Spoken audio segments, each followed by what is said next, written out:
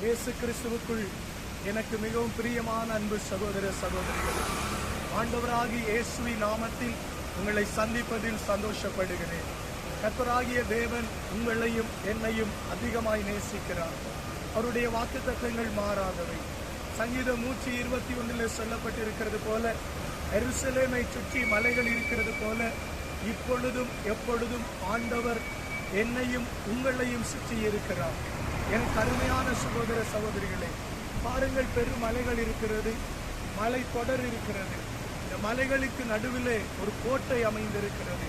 அந்த கோட்டைக்குள்ளால் தான் நாங்கள் பிரவேசிக்க வேண்டும், அந்த கோட்டைக்குள்ளால் தான் நாம் வர வேண்டும். பாருங்கள், எருசலேமை சுற்றி மலைகள் இருக்கிறது போல ஆண்டவர் இருக்கிறார்.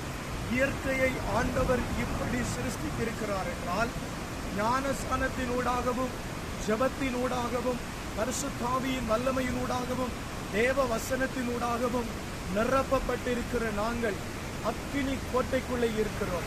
பிசாசு நம்மை தொட முடியாது. சாத்தானுக்கு நம்மேல் அதிகாரம் இல்லை.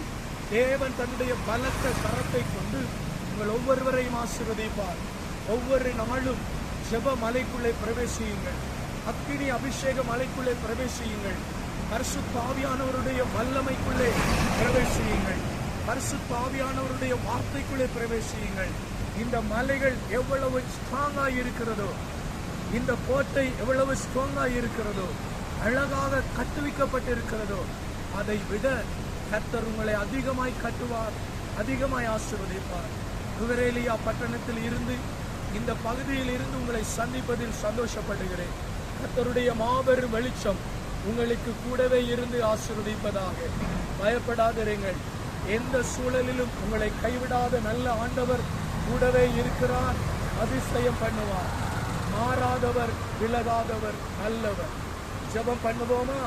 கர்த்தர் உங்களை ஆசீர்வதிப்பாராக. எங்களை நேசிக்கிற அருமையான அன்பின் தகப்பனே, இந்த அருமையான வேளையில தேவ செய்திகளை பகிர்ந்து ஜெபிக்கிறேன். கர்த்தர் ஆசீர்வதிப்பீராக. இயேசு கிறிஸ்துவின் மாபெரும் வல்லமை இறங்கி அதிசயமான காரியங்களை செய்ய, மலைகளை போல உறுதியாயிருக்க, வருகிற தடுமாற்றங்கள், பிரச்சனைகள், சோர்வுகள் மாறி போக கர்த்தர் ஆசீர்வதிப்பீராக. இயேசுவின் நாமத்தில் ஜெபிக்கிறேன் பிதாவே, ஆமென். கலங்காதிருங்கள், உங்கள் மலையாகிய கர்த்தர் இருக்கிறார். இந்த மலைகளை சிருஷ்டித்த தேவன், நாம்போட்ட சுரங்கத்தை சிருஷ்டித்த தேவன் உங்களோடு இருக்கிறார். அவருடைய மகிமை விலகாதது, அதிசயமானது.